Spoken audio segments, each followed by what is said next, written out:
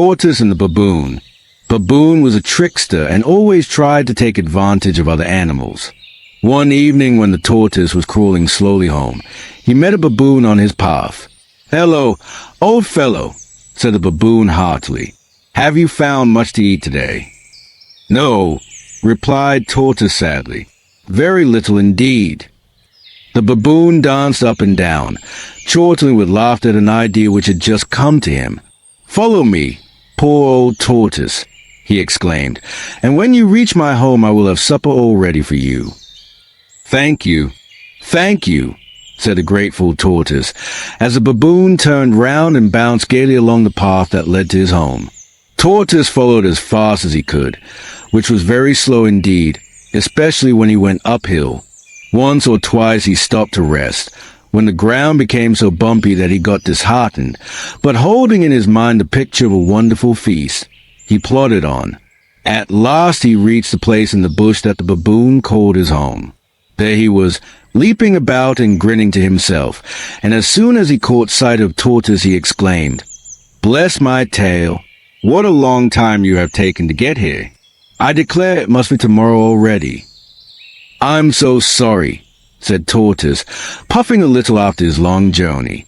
"But I'm sure you have had plenty of time to get the supper ready, so do not grumble at me." "Oh, yes, indeed," replied the baboon, rubbing his hands together. "Supper's all ready. All you have to do is to climb up and get it. Look," he said, pointing to the top of a tree. "3 pots of millet beer, brewed especially for you." The poor tortoise looked up at the pots, which the baboon had wedged in the branches high above his head. He knew he could never reach them, and the baboon knew that too. "Bring one down for me, my good friend," begged Tortoise, but the baboon climbed the tree in the twinkling of an eye and shouted down to him, "Oh, no, anybody who wants supper with me must climb up to get it." So poor Tortoise could only begin his long homeward journey with a very empty stomach, cursing at his inability to climb trees. But as he went along, he worked out a splendid plan for getting his own back on the unkind baboon. A few days later the baboon had an invitation to eat with Tortoise. Baboon was very surprised, but knowing how slow and good-natured the tortoise was, the baboon said to himself, "Oh, well, the fellow evidently saw the joke and bears me no malice. I'll go along and see what I can get out of him." At the appointed time the baboon set out along the track that led to Tortoise's home.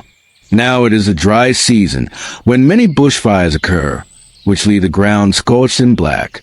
Just beyond the river the baboon found a wide stretch of burnt and blackened grass, over which he bounded towards Tortoise, who stood waiting beside a cooking pot from which issued the most savoriest smells. "Ah, it's my friend the baboon," said Tortoise. "I'm very pleased to see you. But did your mother never teach you that you must wash your hands before meals? Just look at them. They're as black as soot."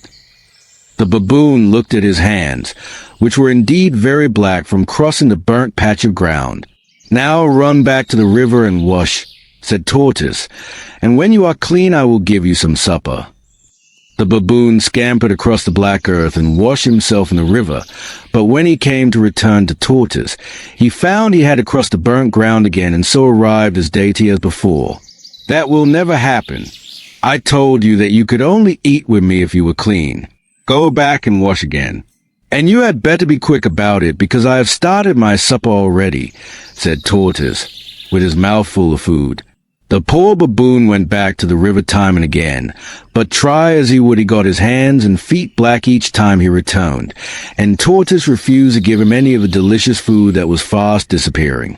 As Tortoise swallowed the last morsel, the baboon realized he had been tricked, and with a cry of rage he crossed the burnt ground for the last time and ran all the way home. "That will teach you a lesson, my friend," said the tortoise, smiling as, well-fed and contented, he withdrew into his shell for a long night's sleep.